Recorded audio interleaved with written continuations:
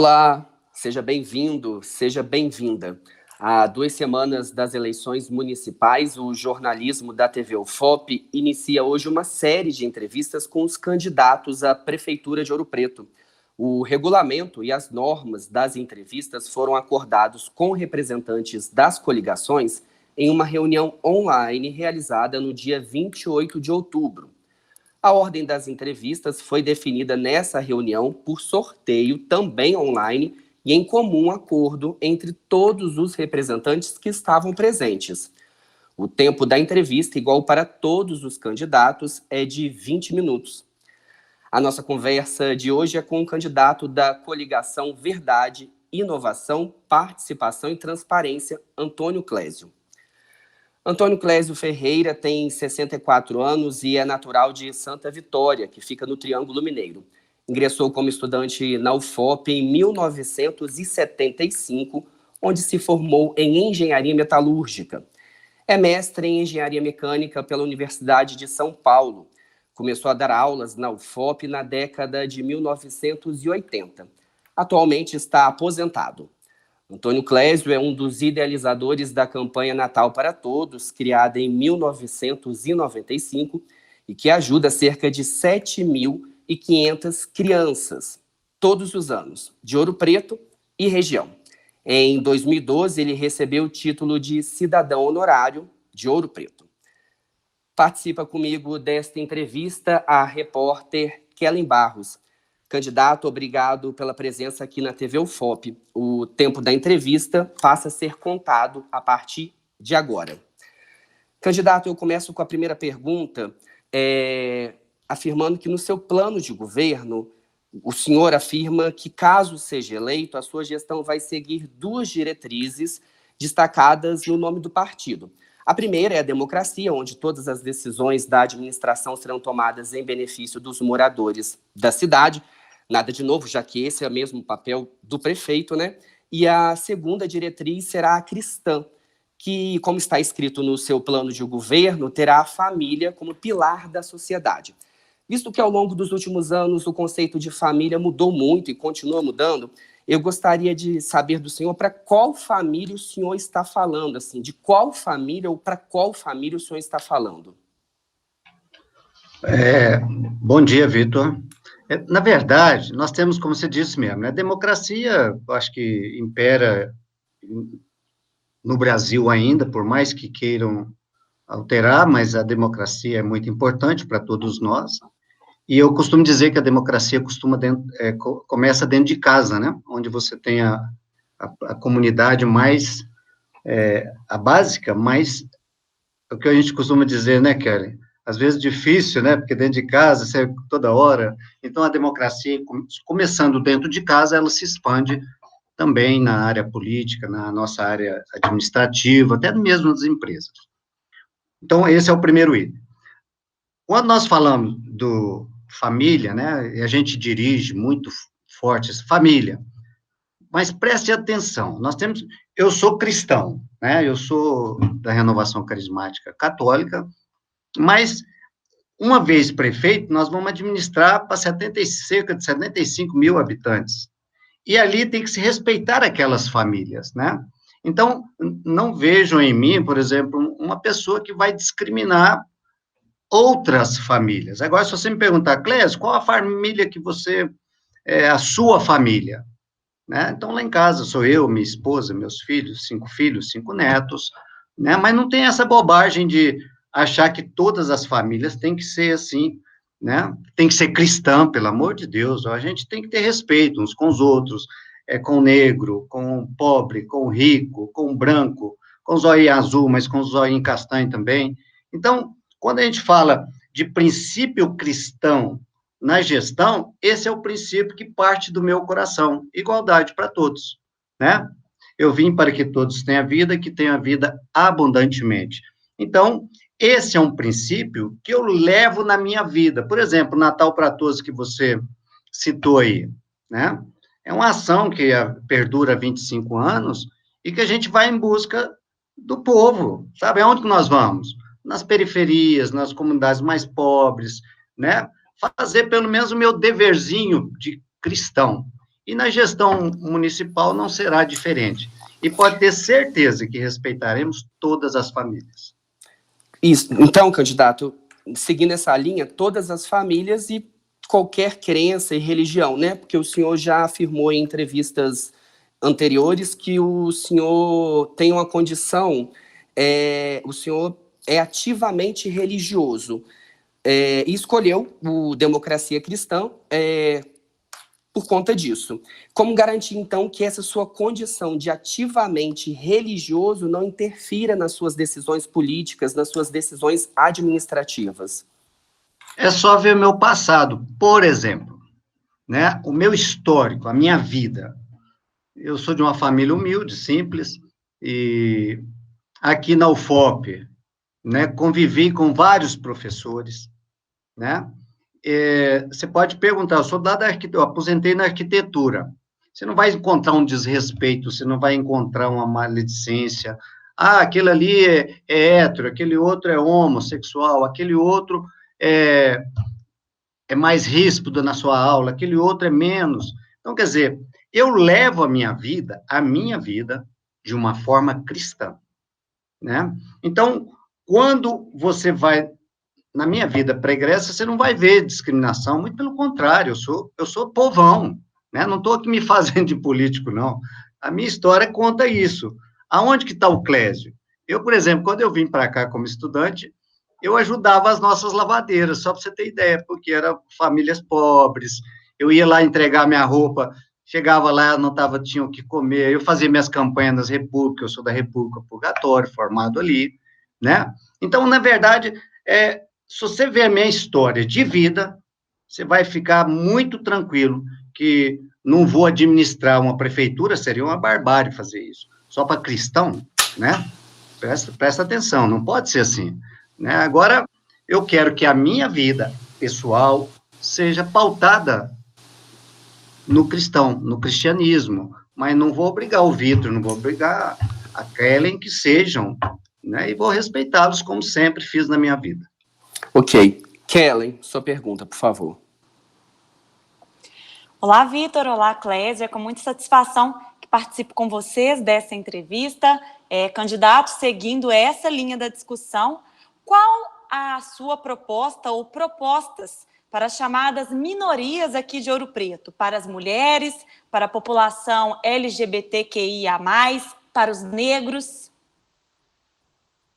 A minha proposta para essa minoria é a mesma dos demais, né? Eu não vou sair perguntando e nem qualificando as pessoas, né? Não vou entrar nesse clima, né? Por exemplo, quando você fala negro, eu tenho uma medalha de honra ao mérito do movimento negro de Ouro Preto, por defender, numa época de eleição, eles estavam prendendo uma negra, porque falava que estava fazendo boca de urna, né? E, por acaso, eu vi uma pessoa muito conhecida, eu falei, olha, fulano, o que está acontecendo? Estão te prendendo? Ah, por causa de boca de urna. E quando eu entrei ali no colégio polivalente, né, várias pessoas branquinhas puseram um santinho no meu bolso. Aí eu fui lá na delegacia, que é aqui perto, eu moro aqui na Balsita, e fui lá e conversei com o responsável ali, não sei se era um sargento. Aí eu falei, olha, ela fez errado sim, porque está fazendo boca de urna. E tirei do meu bolso assim, Vitor, e falei, olha o tanto de santinho que eu recebi lá agora. E são pessoas branquinhas, então, para vocês prendê-la, tem que ir lá e prender os demais também, para ter igualdade, não é verdade ou não é? Então, é o ato e não a cor que... E daí a pouco ela foi liberta. Daí, e eu tive essa honra ao mérito. LGBT, né? Aqui no campus, eu não vou citar nome para não trazer constrangimentos, mas eu andava abraçado com a professora, com o professor, nós brincando, conversando, né? A professora, eu chamo ela de fessora, né? Uma simpatia de pessoa, mas jamais, né, saiu do meu coração tratá-los de modo diferente. Eu tenho para mim, Kelly, como que funciona um gestor, independente de qual nível. Eu fui gestor, por exemplo, do Departamento de Controle e Automação, né? Engenharia de Controle e Automação, por 4 anos. Lá, igualdade para todos, alunos, né? Pra você ter ideia, eu era daquele que levava aluno carente para dentro da minha casa, até que o pai mais a mãe tivesse condição de continuar bancando a vidinha dele financeiramente. Então, quer dizer, eu não tenho constrangimento nenhum de dizer para vocês isso, sabe, assim, não estou aqui fazendo média, não estou brincando de ser uma outra pessoa, mas eu acho que tem que imperar, no mínimo, o respeito, no mínimo isso, mas candidato, a pergunta, ela diz respeito às minorias que vivem em situações de vulnerabilidade. O senhor não acredita que essas pessoas merecem uma atenção especial no que diz respeito às políticas públicas do município? Olha, para você ter ideia, aqui dentro do Democracia Cristã, é tão evidente isso que você está falando, que nós temos o DC Jovem, nós temos o DC Mulher, né? Então, a nossa política, o que eu disse uma vez, até numa dessas entrevistas, né? Eu disse assim, as classes precisam ser ouvidas. As classes precisam manifestar as suas dificuldades para com as gestões municipais. Para, a partir dali, por isso que o nosso slogan tem o tal da participação.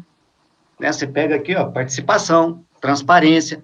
Então, é trazer esses movimentos para dentro, trazer as lideranças para dentro e fazer junto uma planilha, eu uso muito essa expressão, uma planilha assistencial, uma planilha de trabalhos, uma planilha de atendimento às pessoas, principalmente, e às comunidades. Então, nosso partido aqui é um partido novinho, mas aqui conosco, né, que nós começamos em novembro do ano passado, faz um ano, né?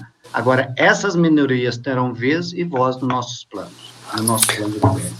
Candidato, vamos seguir daqui, então. Na área da saúde, o seu plano de governo fala em trazer para a cidade aparelhos para a realização de exames e procedimentos que ainda não foram feitos no município, que ainda não são feitos no município. Fala também em comprar veículos para o atendimento emergencial, comprar insumos, equipamentos, entre outras compras, que o senhor cita lá no seu plano de governo.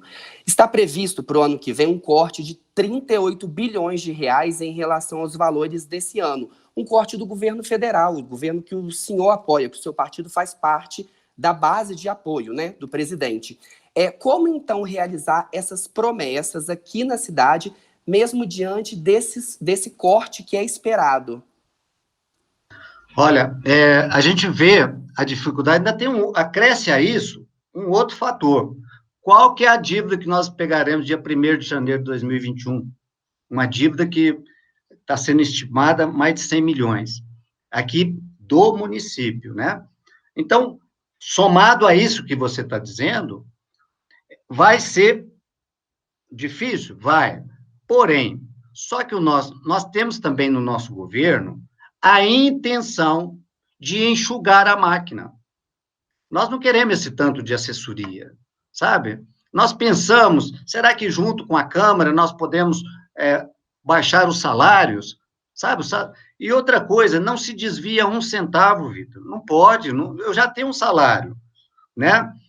Como prefeito eu tenho o meu salário, eu ainda vou precisar de pegar mais dinheiro, então há uma compensação que a gente quer acreditar nesse enxugamento da máquina. Por exemplo, secretarias.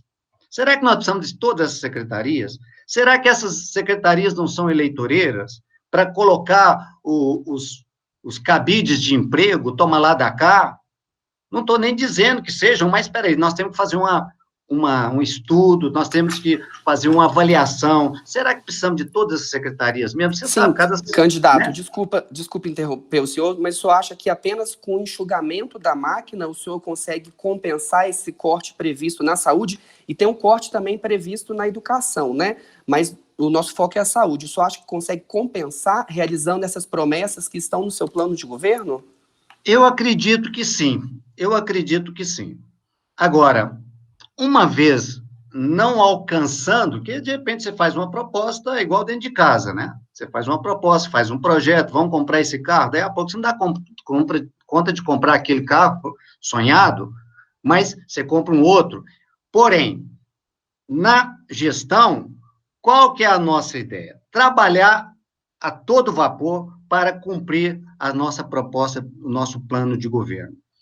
Uma vez não fazendo na totalidade, o que será possível, nós faremos. Até porque torna-se muito mais em conta, né? Tecnicamente, a ciência mostra isso para nós. Se a gente trabalhar na saúde preventiva, também economiza na curativa, entendeu? Então, nós temos, por isso que nós falamos assim, ó, a nossa gestão é uma gestão inovadora. Então, tudo que nós falamos, para você ter ideia, nós não inventamos para agradar o eleitor, não. O nosso plano de governo foi feito com pessoas que têm conhecimento na área de gestão pública municipal, estadual, federal, né? Tiramos vários itens que nós queríamos para nós. Então, somado a isso, a gente está querendo fazer um turismo municipal em todos os bairros, em todos os distritos que tem a história, e olha que Ouro Preto tem história. A história não está só na Praça Tiradentes, como é o turismo hoje. De repente vem uma arrecadação a mais para nós aí. Nós estamos querendo fazer o distrito industrial de Ouro Preto. Ó, de repente, conseguimos, uma verba que vem. Então, quer dizer, é uma análise toda, uma conjuntura de tudo isso, que nós, mesmo sabendo das dificuldades, né, porque passamos por essa pandemia, qual país que não está em dificuldade financeira, né? Então, mesmo sabendo disso, sabendo dessas diminuições, uma outra coisa que às vezes a gente não sabe, você sabia que várias verbas, às vezes, são retornadas às origens, porque não conseguiram gastá-las aqui, de forma técnica? Chega para nós, por exemplo, chega uma verba para dar assistência social às famílias XYZ. Você não faz um trabalho muito bem, esse dinheiro volta. Então, o que nós estamos querendo fazer? Quais são os dinheiros, os valores que vêm para o nosso município? E trabalhar de forma técnica para não voltar nenhum centavo para a origem dele. Kellen, sua pergunta.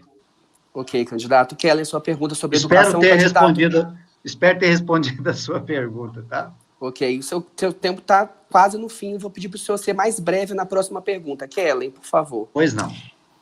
Candidato, vamos falar de educação. Qualquer candidato que vir a ganhar vai se deparar no ano que vem com a pandemia, isso é um fato. E o novo coronavírus expôs uma realidade de falta de acesso à internet, falta de acesso a equipamentos, computadores, tablets, uma grande desigualdade na educação do município. Qual a sua proposta para a área diante da pandemia, destacando que Ouro Preto foi a última cidade aqui da microrregião a elaborar um plano para a educação diante da pandemia? É uma dificuldade muito grande, porque você imagina países que voltaram, que quiseram voltar às suas aulas normais, né? O índice voltou a crescer, né? Mas o que nós pensamos para a educação, né?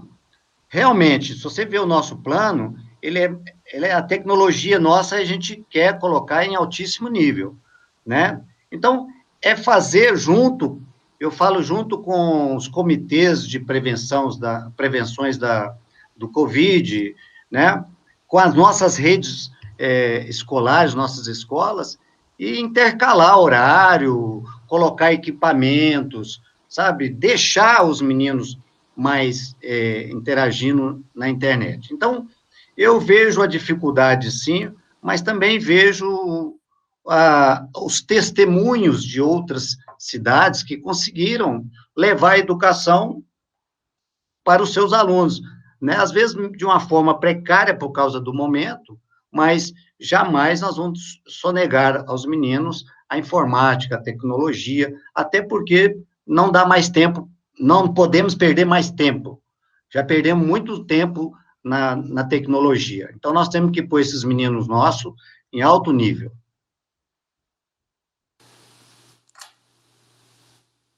Seu áudio, Kellen. Perdão. A questão do acesso à internet, no seu plano, o senhor afirma que vai disponibilizar internet a todas as comunidades do município. Como isso vai ser feito?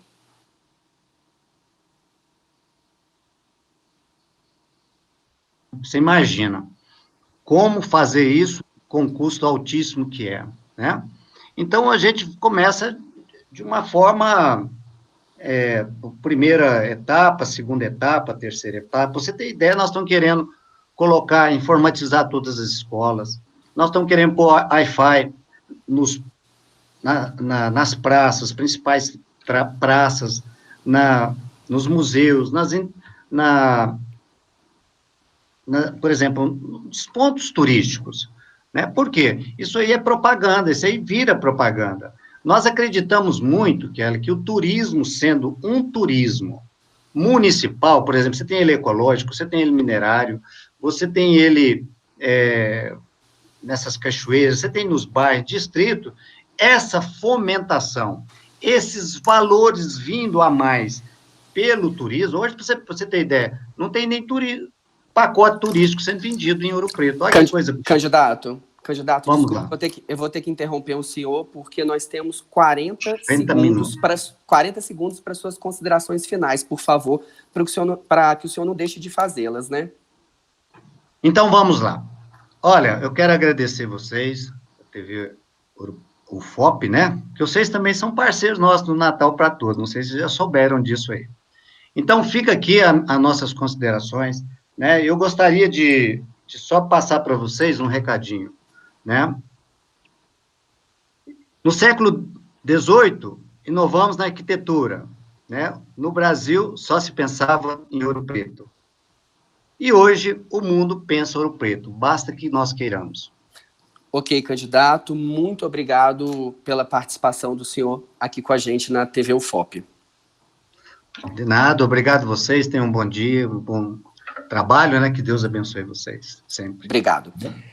E você pode conferir novamente essa entrevista na íntegra amanhã, ao 12h30, na Rádio FOP FM 106,3. E amanhã nós vamos conversar com o candidato Júlio Pimenta, da coligação Juntos por Ouro Preto, que tenta a reeleição. A gente fica por aqui, é sempre muito bom ter a sua companhia. Até amanhã. Até amanhã.